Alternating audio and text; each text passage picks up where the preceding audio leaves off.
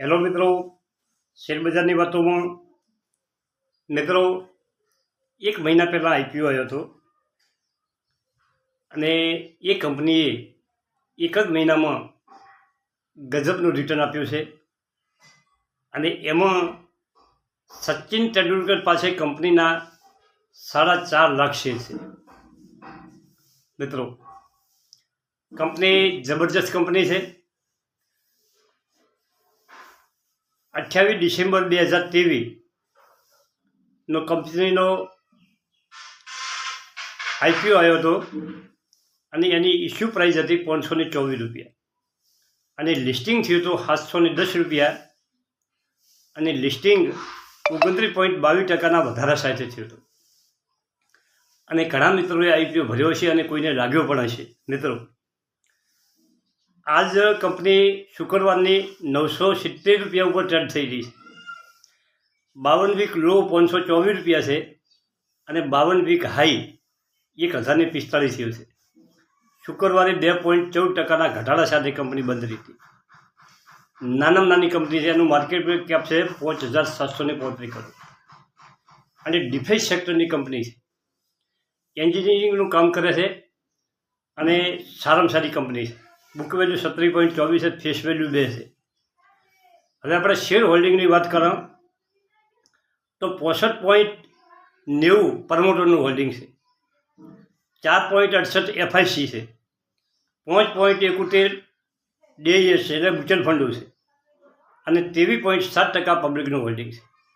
મિત્રો, 5,000ના માર્કેટ કેપવાળી કંપનીમાં એફઆઈસી અને ડીઆઈનું હોલ્ડિંગ ગજબનું હોલ્ડિંગ છે.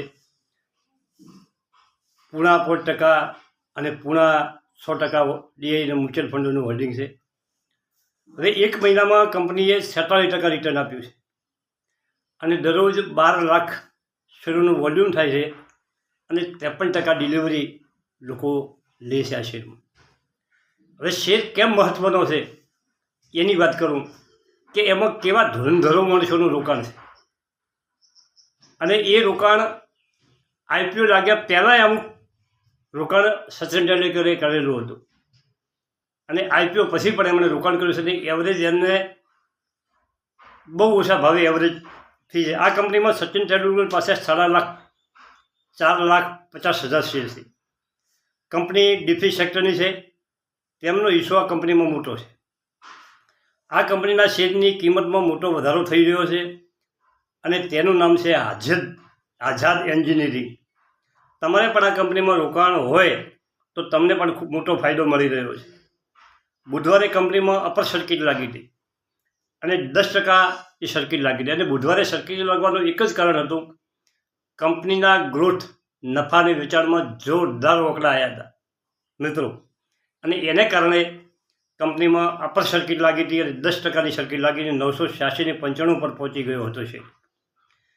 આ ડિસેમ્બર ક્વાર્ટરમાં કંપનીના વકડા સારા આવ્યા હતા. કંપનીની જંગી નફો કર્યો હતો. કંપનીનો નફો 3 ગણા કરતાં વધુ થયો છે.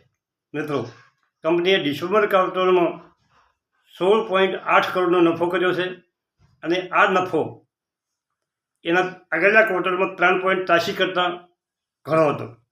કંપનીનું માર્જિન 77% વધીને 85.65% કરોડ થયું છે અને 9 મહિનામાં કંપનીએ 43.65 કરોડનો ચોખ્ખો નફો કર્યો છે મિત્રો. અને કંપનીએ આ કંપનીમાં કોનું હોલ્ડિંગ છે એની તમને વાત કરાં કે સચિન તેંડુલકરનું 4.5 lakh crore share, P V Sindhu 43,800 share, V V S Laxman 43,800 share, Nikhat Zareen 43,800 share અને સાયના નેહવાલનું નામ પરિચિત નામ છે, 43,800 શેર. સચિન તેંડુલકર, પીવી સિંધુ અને વીવી લક્ષ્મણ તો બધા ક્રિકેટરો છે અને એમનું પણ હોલ્ડિંગ સારામાં સારું છે. હવે કંપનીની વાત કરીએ કે કંપનીનું રેવન્યુ 2021માં 123 કરોડ હતું, 2022માં વધીને 194 કરોડ થયું અને તેવીમાં વધીને 2052 કરોડ થયું. હવે કંપનીની એસેટ કંપનીની ગજબ એસેટ છે મિત્રો. કોઈ કંપનીની એસેટ સારી હોય તો એની બુક વેલ્યુ ઊંચી હોય, અને એસેટ જેટલી કંપનીની મજબૂત એટલી કંપની મજબૂત. હવે 2021માં 256 કરોડની કંપની પાસે એસેટ હતી, 22માં 404 કરોડની એસેટ થઈ, અને 23માં 589 કરોડની કંપનીએ એસેટ બનાવી છે. આવી કંપની તમે લખીને રડારમાં રાખો, અને બજારના આવા કોઈ કરેક્શનમાં તમે થોડી થોડી ક્વોન્ટિટીથી શરૂ કરો. આ કંપની આગળ જબરદસ્ત કરવાની છે, અને ડિફેન્સ સેક્ટર આમ ફોક્સમાં તો છે જ, અને આ કંપની ડિફેન્સ સેક્ટરમાં પણ કામ કરે છે મિત્રો. તો અને હવે થોડીક બીજી વાત કરવી છે, બીજા એક શેરની, કે બજાર કરેક્શન થયું છે.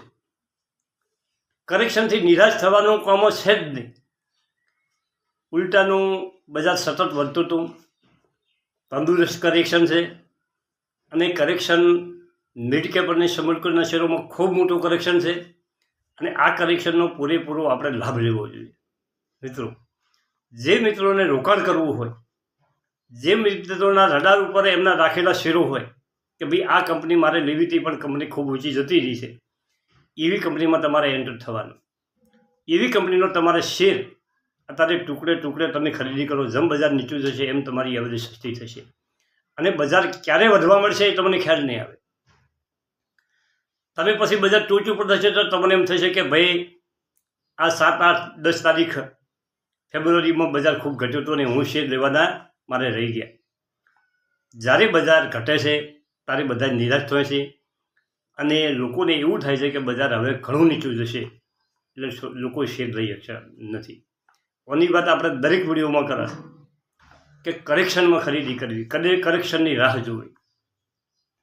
પણ ઘણા મિત્રો ઉતવાળ કરી અને બજારની ટોચ ઉપર ખરીદી કરી લે છે, અને પછી બજાર નીચું આવે છે તો એમને મનમાં થાય છે કે મને નુકસાન થયું છે. મિત્રો એક વાત સમજો કે જેણે 100 રૂપિયામાં શેર લીધો હશે અને એ 200 રૂપિયા થયો હોય અને ઘટીને 170 થાય તો એને કોઈ ચિંતા નથી. પરંતુ ઉપર ટોચ ઉપર બહેમાં શેર લીધો હોય અને એ 180 થાય તો એની રંજ રહી જાય છે, એને બજારનો એક ડંખ રહી જાય છે કે મને નુકસાન થયું છે.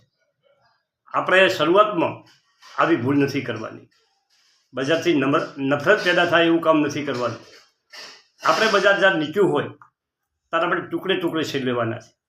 જો ઉપર બહેમાં લેવાઈ ગયો હોય શેર કોઈ, અને બજાર ઘટે તો 180માં લેવાની આપણી તાકાત હોવી જોઈએ. આપણે બધી મૂડી ઉપર નથી સરવાવાની, આ કાળજી રાખવાની છે. અને આવા તો ઘણા શેરો છે કે એને ગજબ રિટર્ન આપ્યું છે. આ કંપનીએ 28 ડિસેમ્બર લિસ્ટિંગ થયા પછી કંપનીએ એક જ મહિનામાં ડિસેમ્બર, જાન્યુઆરી જો છે, ફેબ્રુઆરીના 10 તારીખોથી મિત્રો હવા મહિનો થયો છે, કંપનીએ ડબલ પૈસા કરી દીધા. શેર બજાર વગર કે પૈસા છે જ નહીં મિત્રો. તમારા પૈસા રાતે ન વધે દાડે વધે, પરંતુ તમારે પસંદ કંપની કરવી પડે મિત્રો. આ બધી વાતો આપણે બધા વિડીયોમાં કરે છે. થેન્ક યુ, આભાર.